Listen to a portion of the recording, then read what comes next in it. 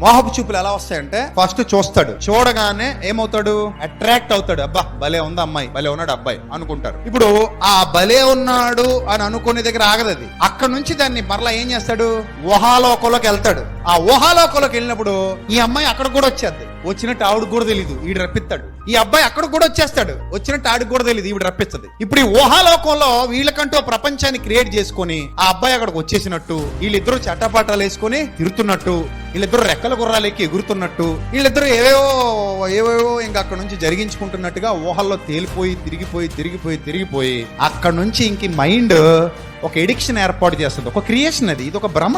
ఆ భ్రమలో వీడు ఎంత మురుగ్గున్నా కానీ ఇంకా రెండోసారి చూసినప్పుడు ఇంకా అందంగా కనబడుతుంటాడు. వీడంతా చండాలంగా ఉన్నా మూడోసారి చూసేవాడు మహా ప్రపంచ సుందరలా కనబడుతుంటది. ఇంకా అప్పటి నుంచి ఇంకా వాళ్ళ కళ్ళ మోసం చేస్తూ తిప్పుతూ ఇంకా అక్కడ నుంచి ఏం చూపులు, మోహపు చూపులు. అంటే హృదయంలో జరుగుతున్నటువంటి వ్యభిచారం, హృదయంలో జరుగుతుంది ఇదంతా కూడా.